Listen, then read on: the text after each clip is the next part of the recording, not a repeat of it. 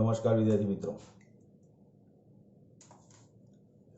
મિત્રો આપણે હવે ભણવા જઈ રહ્યા છે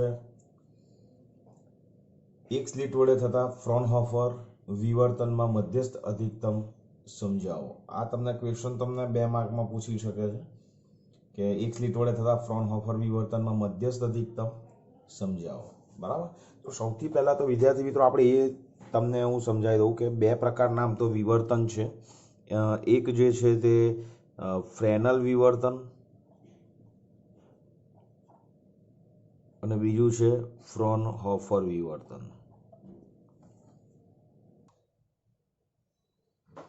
બંને વચ્ચેનો બેઝિક ડિફરન્સ તમને હું સમજાવી દઉં કે ફ્રેનલ વિવર્તન જે છે ને, ફ્રેનલ વિવર્તન એમાં પ્રકાશનું ઉદ્ગમ, અત્યારે જો આની અંદર ઉદ્ગમ ક્યાં છે? અનંત અંતરે છે અને જશે પણ ક્યાં? બેઝિકલી અનંત અંતરે જાય। ઉદ્ગમ પણ અનંત અંતરેથી છે અને આવે છે કિરણો એ પણ ક્યાં છે? વિવર્તન પામી અનંત અંતરે જાય છે।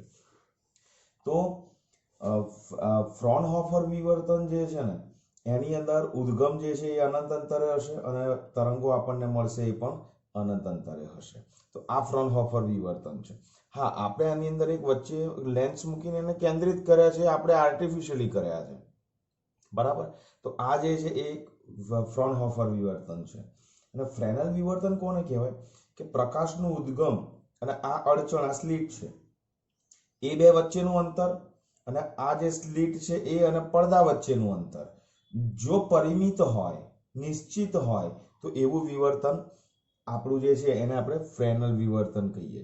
તો અને ફ્રોનહોફરમાં ઉદ્ગમ અને સ્લિટ વચ્ચેનું અંતર પણ અનંત અને સ્લિટ અને પડદા વચ્ચેનું અંતર પણ અનંત હોય તો એવું વિવર્તન એટલે ફ્રોનહોફર વિવર્તન। આ બેઝિક 2 પ્રકારના વિવર્તન છે। આપણે આ ચેપ્ટરની અંદર માત્ર ને માત્ર ફ્રોનહોફર વિવર્તન આપણે ભણવાનું છે, બરાબર। અને આ જે ફિગર છે ને એઝ પર ટેક્સ્ટ છે ને, આ બીજી ફિગર છે જે બનાવેલી છે। તો તમારે આ વસ્તુ અને આ બંને વસ્તુ જે છે એ કેવી રીતે સમજવાનું છે એ હું તમને સમજાવું। તો આ આકૃતિ એક્ઝામમાં તમને જ્યારે પૂછાય છે ત્યારે તમે આ આકૃતિ ડ્રો કરવાની છે। આ ડ્રો કરશો તો ચાલશે, નહીં ડ્રો કરો તો પણ ચાલશે, પણ આ તો તમારે કમ્પલસરી ડ્રો કરવાની છે। આ એક જ ફિગર આપણે 3 ક્વેશ્ચનની અંદર યુઝ કરવાના છે, એટલે તમારે એને ખાસ સમજી લેવાની। ઉદ્ગમ અનંત અંતરેથી આવી રહ્યા છે, પ્રકાશના કિરણો આવી રહ્યા છે, આ આપણી સ્લિટ છે અને આ જે સ્લિટ છે એ સ્લિટ વચ્ચેનો ડિસ્ટન્સ એઝ પર ટેક્સ્ટ આપણે જઈએ છે ધેટ ઇઝ એ। આ જે ડિસ્ટન્સ છે ને એ આપણું કેટલું છે? એ છે, સ્મોલ એ। મેં અહીંયા આ ફિગરની અંદર ડિસ્ટન્સ કેટલું રાખ્યું છે? સ્મોલ ડી રાખ્યું છે, 2 સ્લિટ વચ્ચેનું ડિસ્ટન્સ। ઉદ્ગમમાંથી આવતા તરંગો સમતલ તરંગઅગ્રો છે, સમતલ તરંગઅગ્રો વિદ્યાર્થી મિત્રો અહીંયા આવે છે, બરાબર। હવે આ જે ઉદ્ગમ છે એ મોનોક્રોમેટિક લાઇટનો સોર્સ હોઈ શકે, તો એ એમાંથી આવતા જે તરંગો છે એનો કોઈ એક તરંગઅગ્ર છે, આ એક તરંગ, આ બધા તરંગઅગ્ર અહીંયા મેં બતાવ્યા નથી, બીજા આ બધા તરંગઅગ્ર છે, બરાબર। હવે આમાંથી કોઈ એક તરંગઅગ્ર જ્યારે આ સ્લિટ ઉપર આપાત થાય ત્યારે આ જે તરંગઅગ્ર છે એ તરંગઅગ્રનો આટલો જ ભાગ એની અંદર દાખલ થશે। ક્લિયર થાય છે? કેમ?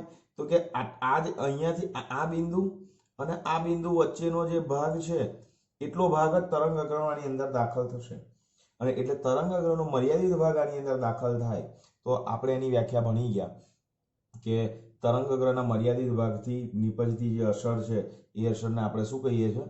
વિવર્તન કહીએ છીએ, બરાબર। તો હવે અહીંયા જે તરંગઅગ્ર આવે છે, તરંગઅગ્ર આ સ્લિટમાં કઈ તરફ, અહીંયાથી તરંગઅગ્ર કઈ તરફ જાય? તો યાદ રાખો, તરંગઅગ્ર અહીંયાથી આ વિસ્તારમાંથી કોઈ પણ જગ્યાએ જાય, અહીંથી આવતા કિરણો જે છે, તરંગઅગ્ર જે છે એના પ્રત્યેક કિરણો છે આ અહીંયાથી અને આ વિસ્તારની અંદર કોઈ પણ ડિરેક્શનમાં જાય, પરંતુ આપણે અહીંયા માત્ર એવા જ કિરણો ધ્યાનમાં લેવાના છે। યાદ રાખજો, આ આકૃતિ પ્રમાણે કે આ આકૃતિ પ્રમાણે, આ આકૃતિમાં પણ આપણે જો અહીંયાથી કિરણો આવે છે તો આમ પણ જાય છે અને આમ પણ જાય છે અને સીધા પણ જાય છે, રાઈટ।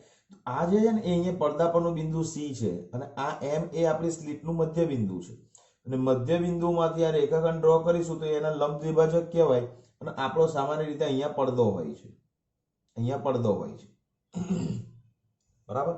તો આ જે પડદો છે ને એ પડદા પરનું જે બિંદુ છે એ પડદા પરનું બિંદુ એટલે આપણું અહીંયા સી બિંદુ થશે. તો અહીંયાથી આવતા જે તરંગો સ્લિટના સમતલને લંબ એવા તરંગો છે, એવા જ તરંગોને તમારે ધ્યાનમાં લેવાના છે મધ્યસ્થ અધિકતમ માટે, બરાબર છે. તો સૌથી પહેલા સ્લિટના સમતલને લંબ હોય તેવા જ કિરણો ધ્યાનમાં લો, બરાબર. ધેટ મીન્સ સી અહીંયાથી તરંગ અગર દાખલ થાય તો એ બધી ડિરેક્શનમાં જશે, આ બધી ડિરેક્શનમાં જશે, બધી જ. પણ આપણે એવા જ કિરણો ધ્યાનમાં લેવાના છે કે જે સ્લિટના સમતલને લંબ હોય. આને કારણે શું થશે? આને કારણે આ જે તરંગો છે એ સ્લિટના સમતલને લંબ છે, આ 1, 2 અને 3 તરંગો ધ્યાનમાં લેવાના છે, બરાબર. તો આ 3 તરંગો છે એટલે સ્લિટના સમતલને કેવા છે? લંબ છે. તો એવા જ કિરણો જે છે એને તમે ધ્યાનમાં લો, અને આ જે કિરણો છે એ સમતલને લંબ રૂપે દાખલ થાય છે, અને આ કિરણોની વચ્ચે જો આપણે અહીંયા બહિર્ગોળ લેન્સ મૂકી દઈએ, એ અહીંયા મૂકેલો છે, તો એ કિરણો કેન્દ્રિત થઈ અને P0 ઉપર એક સાથે પહોંચશે. એટલે કે આપણે એવું કહી શકીએ છે કે આ કિરણોએ આ M અને C એ લંબ દ્વિભાજક છે, એ MC રેખાખંડ સાથે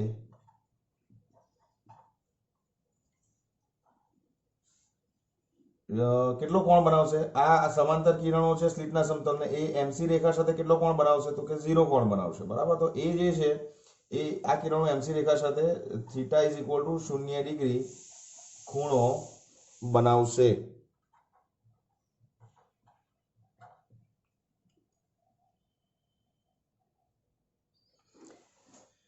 હવે આના પરિણામ સ્વરૂપે શું થાય છે? જુઓ, જે કિરણો સ્લિટના સમતલને લંબ છે દાખલ થાય છે ત્યારે લંબ દ્વિભાજક પરનો જે બિંદુ છે એને જોડતી જે રેખા છે એની સાથે આ કિરણો 0 ડિગ્રી બનાવશે.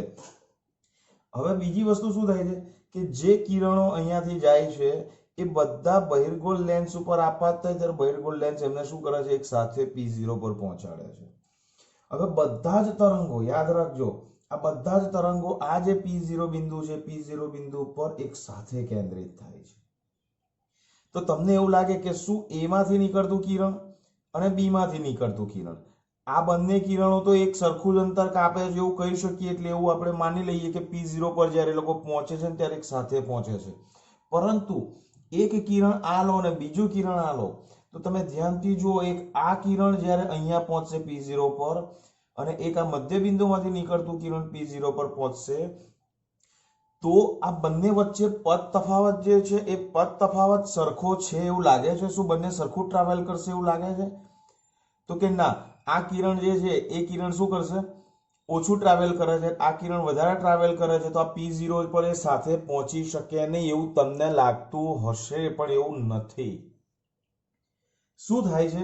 ધ્યાનથી જુઓ, આ જે કિરણ છે એ દેખીતી રીતે વધારે અંતર કાપે છે, આ કિરણ ઓછું અંતર કાપે છે, છતાં પણ P0 પાસે આ બંને કિરણો એક સાથે પહોંચે છે. તો એની પાછળનું બહુ સરસ એક રીઝન છે, તમને સમજાવી દઉં કે બધા તરંગોનો ભલે ભૌમિતિક પથ જુદો જુદો છે, આ બંને તરંગોનો ભલે ભૌમિતિક પથ જુદો છે, પણ બંનેનો પ્રકાશીય પથ જે છે સમાન છે. કેવી રીતે? તો કે જો આ કિરણ ફિઝિકલી વધારે ટ્રાવેલ કરે છે કમ્પેર ટુ ધીસ, પણ આ જે તરંગ છે ને એ લેન્સમાં, લેન્સ એટલે કાચનું માધ્યમ છે, કાચના માધ્યમમાં ઓછું ટ્રાવેલ કરે છે, જ્યારે આ કિરણ છે એ કાચના માધ્યમમાં વધારે ટ્રાવેલ કરે છે. અને યાદ રાખજો કે કાચમાં પ્રકાશનો વેગ, કાચના માધ્યમમાં પ્રકાશનો વેગ ઘટી જાય. તો આ બંને કિરણ જે છે એનો ભૌમિતિક પદ ભલે અલગ અલગ છે, પરંતુ આ કિરણ જે છે એ આની સાપેક્ષે હવામાં વધારે અંતર કાપે છે. આ કિરણ હવામાં વધારે કાપે છે આની કમ્પેરમાં, અને કાચમાં ઓછું કાપે છે આની કમ્પેરમાં. તો શું થશે? આ કિરણ છે ને એ કાચમાં વધારે કાપતું હોવાથી એ વધારે સમય માટે સ્લો થશે.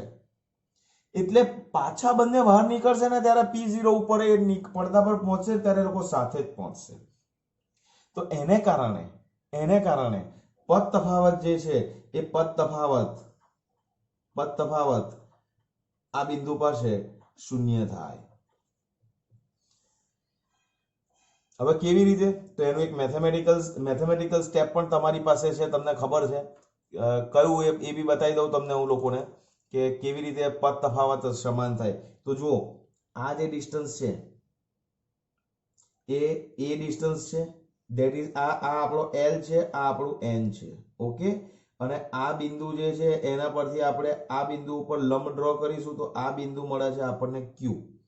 હવે આ ખૂણો આપણો થીટા થાય છે, આપણે ભણી ગયા છે, અને આ થીટા થશે તો આ જે કાટકોણ ત્રિકોણ છે, ત્રિકોણ LNQ ની વાત કરું તો એમાં તમે sin થીટા એપ્લાય કરશો તો sin theta is equal to થશે સામેની બાજુ that is NQ divided by શું થશે LN, અને NQ is equal to basically તમારું શું છે પદ તફાવત. બરાબર, એ આપણે ભણી ગયા છે. તો અહીંયા પદ તફાવત જે છે એ પદ તફાવત NQ ઇઝ ઇક્વલ ટુ કેટલો થશે A sin થીટા થશે, અને થીટા આપણને આ કેસમાં કેટલો મળે છે 0 મળે છે. તો NQ તમારો કેટલો થઈ ગયો 0 ડિગ્રી. આ સમજવા માટે તમને પ્રૂફ આપી દીધું. આ પ્રૂફ છે કે આવી રીતે પદ તફાવત કેલ્ક્યુલેશન કરવાનો છે.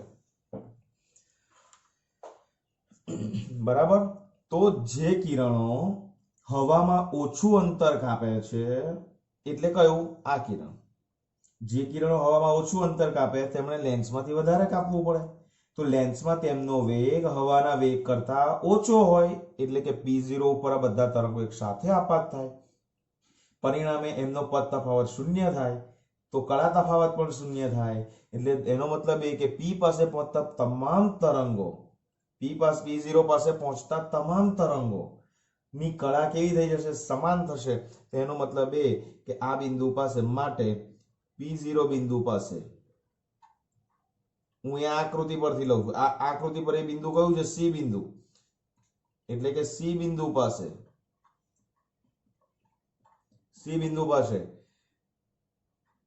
પદ તફાવત શૂન્ય થવાથી સહાયક વ્યતિકરણ રચાય માટે આ બિંદુ પાસે જો સહાયક વ્યતિકરણ રચાતું હોય તો એનો મતલબ એ કે એ બિંદુ પાસે આ બિંદુ માટે આ બિંદુ પ્રકાશિત થશે.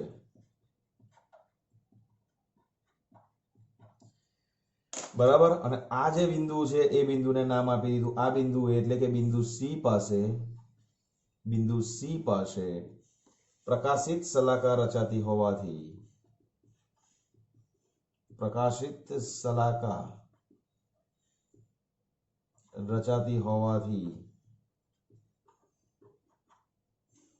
તે બિંદુ એ મધ્યસ્થ અધિકતમ શું રચાય મધ્યસ્થ અધિકતમ રચાય છે તેમ કહેવાય. બરાબર, તો આપણે હમણાં શું ધ્યાનમાં રાખવાનું છે તો કે આપણે ઉદ્ગમમાંથી આવતા જે તરંગો છે એ તરંગો આ સ્લિટ પાસેથી અડચણ અનુભવીને વિવર્તન અનુભવશે. તો એવું નહીં સમજવાનું કે વિવર્તન માટે માત્ર 3 જ કિરણો, બધી જ ડિરેક્શનમાં કિરણો જાય. બરાબર, તમને સમજાવું રીતે તો હું તમને એવું કહી શકું કે પ્રકાશના કિરણો છે ને બધી જ ડિરેક્શનમાં જશે. જો આમ પણ જશે, આમ પણ જશે, બધી ડિરેક્શનમાં જાય આ બધા. પણ આપણે કયા કિરણો ધ્યાનમાં લેવાના છે મધ્યસ્થ અધિકતમ માટે કે જે સ્લિટના સમતલને લંબરૂપે હોય. તો સ્લિટના સમતલને લંબરૂપે લેશો તો તમને ત્યાં આગળ આ બિંદુ પાસે મધ્યસ્થ અધિકતમ રચાય. ધેટ મીન્સ કે આ બિંદુ પાસે મધ્યસ્થ અધિકતમ રચાય તો એનો મતલબ કે ત્યાં તીવ્રતા કેવી હોય મેક્સિમમ હોય. તો આ થઈ ગયું તમારું મધ્યસ્થ અધિકતમ. બરાબર, આપણે અત્યારે એવા જ કિરણો ધ્યાનમાં લીધા છે કે જે સમતલને લંબ રૂપે હોય. હવે આપણે એવા કિરણો ધ્યાનમાં લઈશું કે જે સમતલ જે લંબ દ્વિભાજક સાથે થીટા કોણ બનાવે, એટલે કે P બિંદુ તરફ જાય. P બિંદુ અહીંયા છે, બિંદુ C ઉપર તો મધ્યસ્થ અધિકતમ મળી ગયું આપણને, પણ P બિંદુ એ શું હશે તો એ P બિંદુ પાસે શું રચાય છે એ જોવા આપણે જઈ રહ્યા છે. બરાબર, પણ એના માટે તમારા મધ્યસ્થ અધિકતમ બહુ ક્લિયરલી સમજવું પડે. મધ્યસ્થ અધિકતમ એટલે બીજું કંઈ નહીં, શૂન્ય ક્રમનું અધિકતમ પણ કહી શકાય, બરાબર, શૂન્ય ક્રમનું અધિકતમ પણ આપણે આને કહી શકીએ છીએ.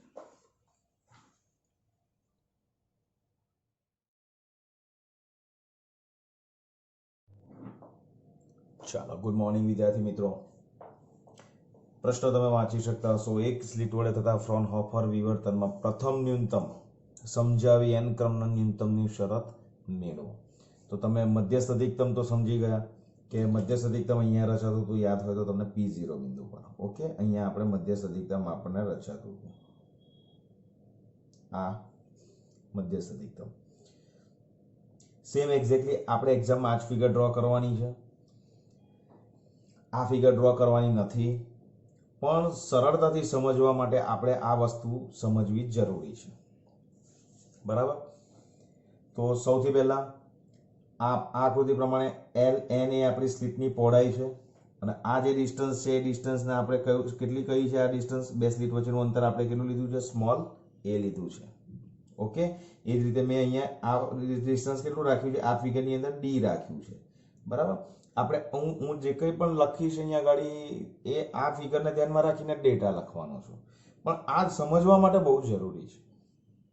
ઓકે, ચલો, અહીંયા આનું મધ્ય સ્લિટનું મધ્ય બિંદુ કયું છે? That is M. હવે આપણે એવા કિરણો ધ્યાનમાં લેવાના છે કે જે સ્લિટના સમતલ છે એને લંબ દ્વિભાજક છે એની સાથે θ અંશનો કોણ બનાવે. એટલે આપણે આ બધા કિરણો ધ્યાનમાં લીધા. જુઓ, આ બધા કિરણો એકબીજાને સમાંતર છે, પણ એ આ લંબ દ્વિભાજક સાથે અહીંયા કેટલો કોણ બનાવે છે? θ બનાવે છે. તો આ પણ કેટલો બનશે? θ જ બનશે. આ પણ કેટલો બનશે? θ જ બનશે, બરાબર. તો સૌથી પહેલું જે આપણું આ જે યલો કલરની લાઈનથી મેં તમને કાટકોણ ત્રિકોણ બનાવ્યો છે, કાટકોણ ત્રિકોણનું જે મેથેમેટિક્સ છે એ જોઈ લઈએ. સી, આ પોઈન્ટ L છે, આ N છે અને આ પોઈન્ટ Q છે. ઓકે, સો તમને ખબર છે, આપણે આગળ ચર્ચા કરી છે કે આ L માંથી નીકળતું તરંગ, અહીંયાથી નીકળતું તરંગ ને અહીંયાથી નીકળતું તરંગ અહીંયા P બિંદુ પર એક સરખું જ અંતર કાપશે. પણ એકચ્યુઅલી આ પરિસ્થિતિમાં પદ તફાવત શૂન્ય નથી. આ પરિસ્થિતિમાં પદ તફાવત શૂન્ય નથી, તો આપણે પદ તફાવત કેટલો થશે? NQ જ થશે આ આકૃતિની અંદર એઝ ઇટ ઇઝ. તો આપણે અહીંયા એટલું લખીએ છીએ કે ત્રિકોણ ત્રિકોણ N, ત્રિકોણ કયો છે આપણો? NQL. એમાં sin θ, આ ખૂણો આપણો ખબર છે θ થશે, તો sin θ ઇઝ ઇક્વલ ટુ શું થશે? sin θ ઇઝ ઇક્વલ ટુ સામેની બાજુ ધેટ ઇઝ NQ અને ડિવાઇડેડ બાય કર્ણ ધેટ ઇઝ LN. હવે LN કેટલો છે આપણો? A છે, તો that is NQ divided by A. તો પદ તફાવત કેટલો થશે? પદ તફાવત આકૃતિ પરથી કેટલો થશે? That is NQ. આ NQ એ પદ તફાવત છે. સી, L માંથી નીકળતું તરંગ અને N માંથી નીકળતું તરંગ P પર પહોંચે છે ત્યારે પદ તફાવત કેટલો છે? NQ. અહીંયા મેં BM રાખ્યો છે. સો એ પદ તફાવત ઇઝ ઇક્વલ ટુ આપણને NQ ઇઝ ઇક્વલ ટુ કેટલું મળે છે આપણને? That is A sin θ. આ બહુ જ અગત્યની કન્ડિશન છે, બરાબર. તો અહીંયા હવે આ આકૃતિને છોડી દો, હમણાં આકૃતિ પર આવો. અહીંયા મેં શું કર્યું છે કે આ આકૃતિ A અને B, આ એ સ્લિટની પહોળાઈ છે D છે અને અહીંયા પણ આપણને આ પદ તફાવત કેટલો મળશે? BM. આ પદ તફાવત છે. સી, A માંથી નીકળતું તરંગ અને B માંથી નીકળતું તરંગ P1 પર પહોંચે તો A આ ટ્રાવેલ કરે છે. જુઓ, આ A નું ટ્રાવેલિંગ છે અને B નું ટ્રાવેલિંગ આ રહ્યું. તો એ કેટલું વધારે ટ્રાવેલ કરે છે? B માંથી નીકળતું તરંગ કેટલું વધારે ટ્રાવેલ કરે? તો આપણે શું કરીએ છીએ? અહીંયાથી લંબ ડ્રો કરીએ છીએ, બરાબર. તો આ જે છે ને, આ વધારે ટ્રાવેલિંગ થયું, ધેટ ઇઝ આ પાથ ડિફરન્સ થયો આ આકૃતિ પ્રમાણે, બરાબર. હવે હંમેશા આપણે જે સમજવાનું છે, આ તમે પ્રથમ ન્યૂનતમ અને n ક્રમના ન્યૂનતમની શરત મેળવવાની છે, તો આપણે આ આકૃતિ પરથી નથી મેળવવાનું, આપણે આના પર ધ્યાનમાં રાખીને મેળવવાનું છે. હવે ન્યૂનતમનો મતલબ શું પહેલા એ સમજી જાઓ. ન્યૂનતમનો મતલબ કે કોઈ બિંદુ પાસે, પડદા પરના કોઈ બિંદુ પાસે જો વિનાશક વ્યતિકરણ રચાય, એટલે કે એ બિંદુ પાસે જો તીવ્રતા શૂન્ય થાય, તો આપણે એવું સમજવાનું કે એ બિંદુ પાસે ન્યૂનતમ રચાય છે. તો પહેલા આપણે પ્રથમ ક્રમના ન્યૂનતમ માટે આપણે શરત તારવવાના છે. ઓકે, હવે ધારો કે સી, હવે એક વસ્તુ ક્લિયર થઈ ગયું તમને કે એલ માંથી અને એન માંથી નીકળતા તરંગો છે પી બિંદુ અહીંયા છે, પી બિંદુ અહીંયા છે, બરાબર. એ બિંદુ પર પહોંચશે. આ આકૃતિમાં એ બિંદુ આ રહ્યું. તો અહીંયા જ્યારે પહોંચશે ત્યારે તીવ્રતા કેવી થવી જોઈએ? શૂન્ય થવી જોઈએ. તો જ પ્રથમ ક્રમનું ન્યૂનતમ રચાશે, તો જ ન્યૂનતમ રચાશે, બરાબર. તો ધારો કે આપણે ધારી લઈએ છીએ કે ધારો કે પદ તફાવત લેમ્બડા હોય તે વખતે પડદા પર પ્રથમ ક્રમનું ન્યૂનતમ રચાય.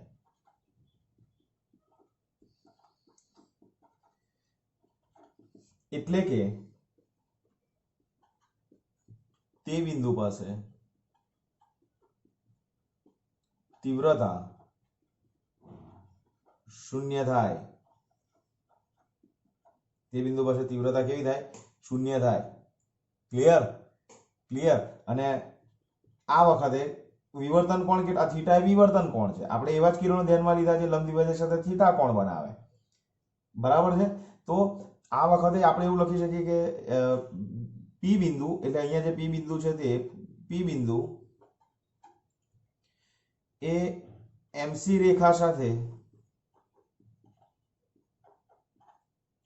જો θ1 કોણ બનાવતો હોય, θ1 લીધો છે પ્રથમ ક્રમ માટે, θ1 રાખ્યો છે હોય તો પદ તફાવત કેટલો થશે? જુઓ કે પદ તફાવત is equal two A sine theta છે એટલે અહીંયા થીટાની જગ્યાએ આપણે શું રાખવાની કન્ડિશન? θ1. અને પદ તફાવત કેટલો છે આ વખતે? પદ તફાવત આપણે કેટલો ધાર્યો છે? That is lambda. તો એ θ1 ઇઝ ઇક્વલ ટુ લઈ લો તમે લેમ્બડા,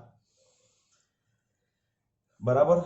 તો આ થઈ ગઈ પ્રથમ ક્રમના ન્યૂનતમની શરત.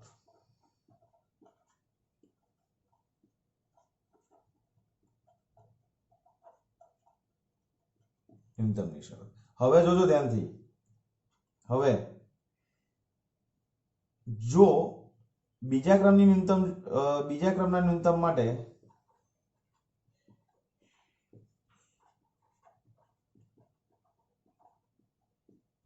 પદ તફાવત પ્રથમ ક્રમ માટે કેટલો હતો? લેમ્બડા. તો આના માટે કેટલો થશે? ધેટ ઇઝ ટ્વાઇસ લેમ્બડા, બરાબર. તો પદ તફાવત કેટલો થશે આ કેસની અંદર? વિવર્તન કોણ? હવે સમજો ટ્વાઇસ લેમ્બડા છે, ધેટ મીન્સ કે હવે આ ખૂણો તમારો થીટા નહીં થાય. ખૂણો કેટલો થશે? θ2 થશે. તો a sin θ2 is equal to થશે ધેટ ઇઝ ટ્વાઇસ લેમ્બડા.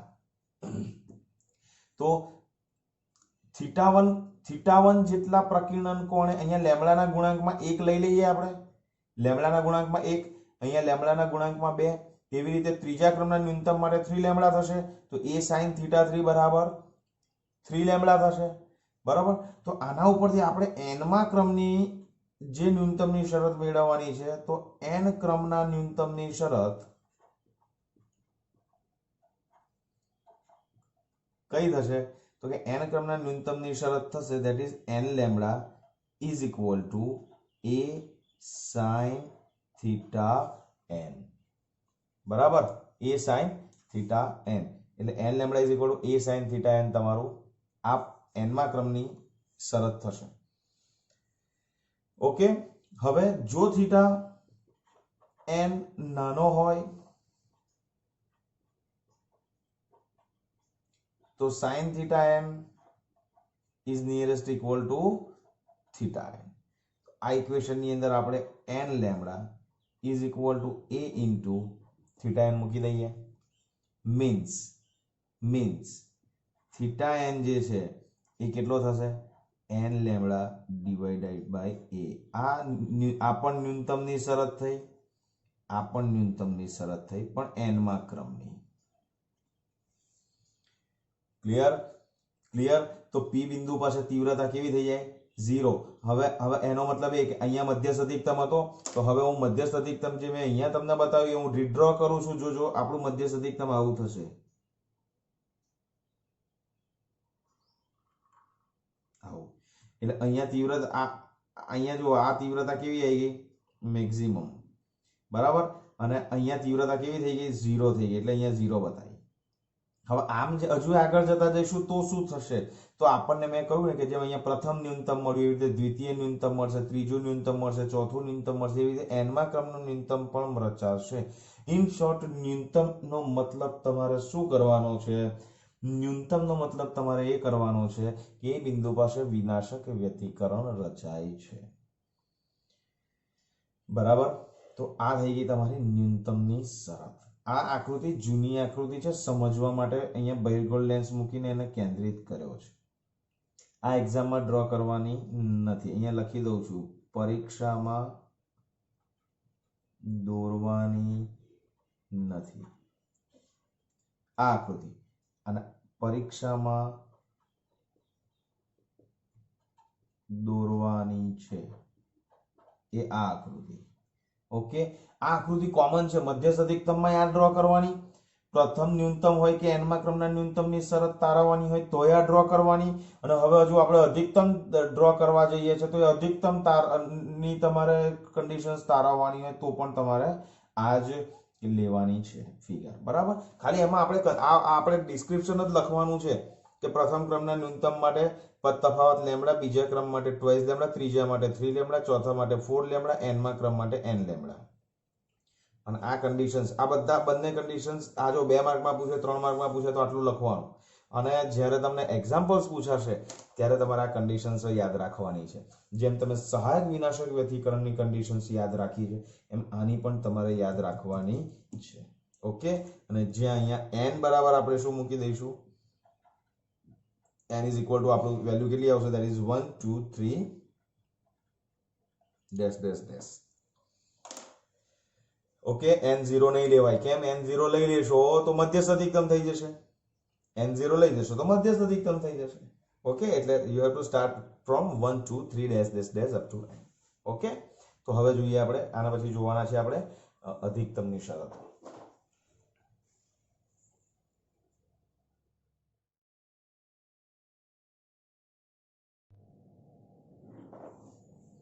ચલો તો વિદ્યાર્થી મિત્રો, હવે પ્રથમ અધિકતમ માટે આ m જે છે એને તમારે m ની જગ્યાએ n ક્રમ જ કન્સિડર કરવાનો છે. પ્રિન્ટિંગ મિસ્ટેક છે એટલે n ક્રમ લઈ લેવાનો છે આપણે. પણ n ક્રમ માટે આપણે કઈ કન્ડિશન્સ તારવવા જઈ રહ્યા છે? હવે અધિકતમ માટે. બરાબર. હવે અધિકતમ માટે એટલે સૌથી પહેલા તો હું તમને બતાવી દઉં કે મધ્યસ્થ અધિકતમ આપણને આવી રીતે મળ્યું હતું. મધ્યસ્થ અધિકતમ મેક્સિમમ, અને પછી એને આપણે આમ લંબાઈ દઈએ. ઓકે. અને અહીંયા શું મળ્યું આપણને? પ્રથમ અધિકતમ. આ વખતે ખૂણો કેવો છે? થીટા n હતો આપણો. એ જ ફિગર આવી પાછી. મેથેમેટિક્સ જે બેઝિક હતું એ પહેલા આપણે લખી નાખીએ, તમને વાંધો ના હોય તો. તો શું લખીશું આપણે? સૌથી પહેલા તો ત્રિકોણ n q l માં l n is equal to a છે, અને sin થીટા એપ્લાય કરીશું તો sin theta is equal to થઈ ગયું બેઝિકલી આપણું, that is nq by nq આ q બિંદુ છે ને, nq by ln. So nq એ આપણો પદ તફાવત છે, તો પદ તફાવત is equal to nq is equal to ln sin theta. ln is equal to a છે તો આવી ગયું આપણું a sin theta. આ કન્ડિશન તો તમારે ભૂલવાની જ નથી. આ કન્ડિશન તો દરેક વખતે કોમન છે. ન્યૂનતમ માટે પણ તમારે આ લખવાની છે, અધિકતમ માટે પણ તમારે આ કન્ડિશન તો બેઝિક આટલું મેથેમેટિક્સ તો લખવાનું જ છે. હવે તમે આની આગળની આવી આકૃતિ ન્યૂનતમ માટે જોઈ હોય તો તમને ખબર છે કે સ્લિટના 2 ભાગ કર્યા હતા. અહીંયા સ્લિટના 3 ભાગ કર્યા છે. a x x ડેશ અને b એમ 3 ભાગ કર્યા. બરાબર. તો હવે શું થાય છે કે સામાન્ય રીતે આપણે અહીંયા પણ એવા જ તરંગો ધ્યાનમાં લેવાના છે. અહીંયાથી પણ આપણે એવા જ તરંગો ધ્યાનમાં લેવાના છે કે જે લંબ દ્વિભાજક સાથે થીટા કોણ બનાવતું હોય, પણ એ થીટાની વેલ્યુ આગળના જે થીટા ન્યૂનતમ માટેના હતા એના કરતા વધારે છે.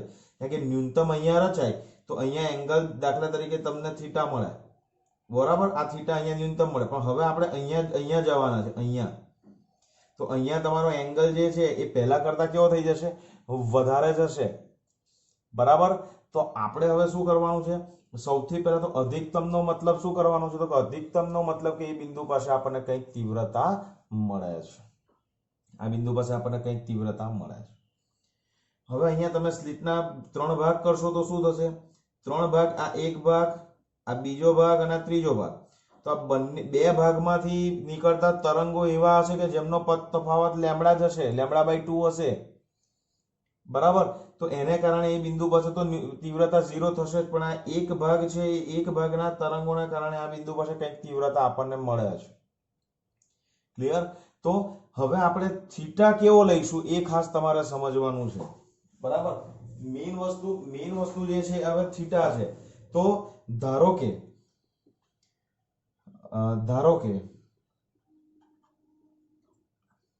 પદ તફાવત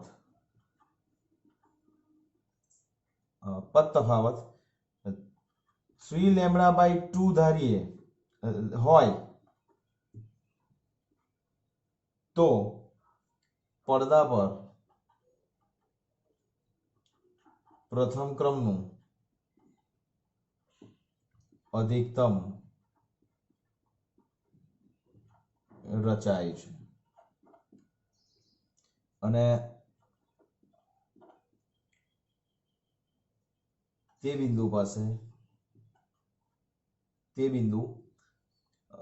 પાસે કંઈક તીવ્રતા મળે છે. હા, જે મધ્યસ્થ અધિકતમને કારણે જે તીવ્રતા મળશે એના કરતા કેવી હશે? ઓછી જ હશે. બરાબર? પણ આપણે એવું કહીએ છીએ કે ત્યાં આગળ કંઈક તીવ્રતા આપણને મળે છે.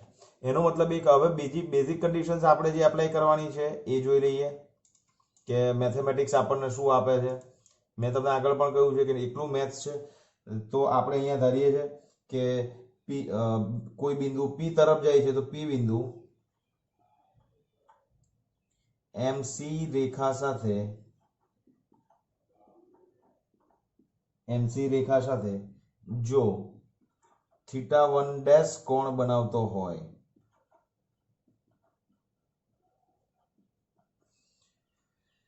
કેમ θ1' પ્રથમ ક્રમનું અધિકતમ છે એટલા, અને અધિકતમ છે એટલે આપણે એની સંજ્ઞા ખાલી બદલી જાય. યાદ રાખજો θ1' જે છે ને વિચ ઇઝ ગ્રેટર ધેન θ1 જ હોય. θ1 એટલે કયો? પ્રથમ ક્રમના ન્યૂનતમનો કોણ હતો. બરાબર? એની વેલ્યુ કરતા આની વેલ્યુ કેવી હોય? ખૂણો કેવો છે તમારો? વધારે જ છે. સો આ કન્ડિશન ફોલો થાય છે એવું તમારે સમજવાનું છે. તો હવે તમે જુઓ કે આપણી બેઝિક કન્ડિશન શું થાય? પદ તફાવત ક્યાં ગયું? a sin θ. So a sin θ is equal to શું થશે? ધેટ ઇઝ પદ તફાવત કેટલો છે? 3 લેમ્બડા/2. So that is 3/2 lambda. Okay, clear છે? તો આના બરાબર 1+1/2 લેમ્બડા પણ લખી શકો કે ના લખી શકો? તો આ પ્રથમ અધિકતમની શરત થઈ ગઈ વિદ્યાર્થી મિત્રો.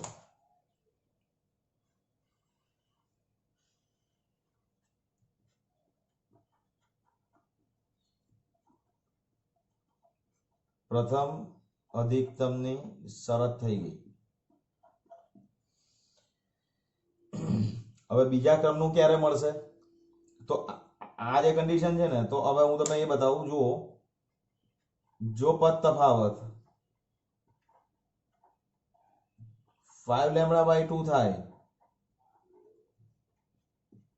તો દ્વિતીય અધિકતમ રચાય.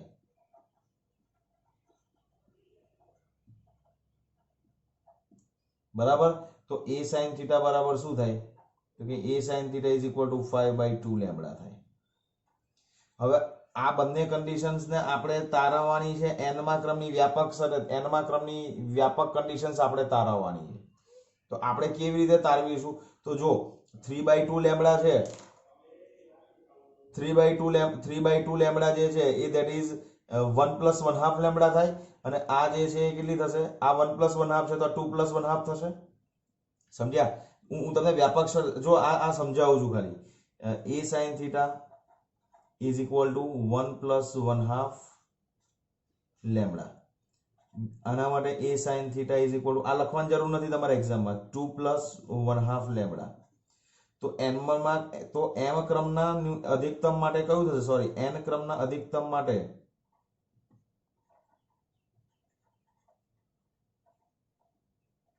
કઈ થશે a sin theta is equal two 1/2 તો કોમન જ રહેશે, ખાલી n ચેન્જ થાય છે તો અહીંયા લઈ લો n પ્લસ 1/2 લેમ્બડા. ચાલે n પ્લસ 1/2 લેમ્બડા. ઓકે, આના બરાબર આપણે શું કરીએ છીએ 2 ને આની સાથે ગુણી નાખીએ છીએ એટલે 2n plus 1 into lambda by 2 જ્યાં n is equal two 1 2 3 dash dash dash થશે. ક્લિયર? તો આ થઈ ગઈ આપણી m ક્રમના અધિકતમની વ્યાપક શરત. આ વ્યાપક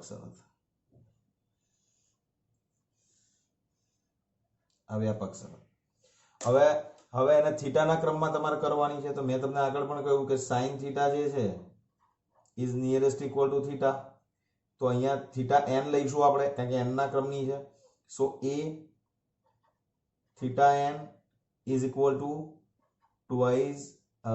twice n plus 1 lambda by 2. So theta n કેટલો થશે? Theta n is equal to a છેદમાં જતું રહેશે તો twice n plus 1 lambda by twice a. આથી વિવર્તન કોણ થયો તમારો અધિકતમ માટેનો, એટલે અહીંયા મળશે. હવે એની ભાત દોરવી હોય ને તો એની ભાત આવી મળશે.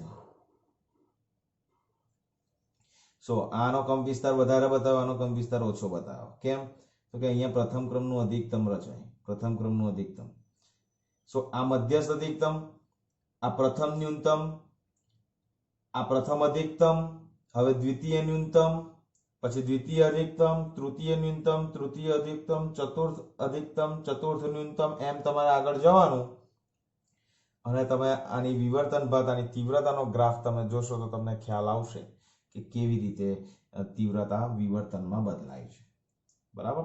તો આ તમારી થઈ ગઈ કન્ડિશન્સ અધિકતમ માટેની. પણ યાદ રાખજો, અધિકતમ જ્યારે તમને પૂછાય છે ત્યારે આટલું તો તમે લખશો જ, પણ મેઇન જે એક્ઝામ્પલ તમને જરૂર પડવાની છે આ બંને ઇક્વેશન્સની જરૂર પડવાની છે દાખલા ગણતી વખતે. ઓકે, તો હવે આટલું ખાસ તમારે ધ્યાનમાં રાખવાનું છે.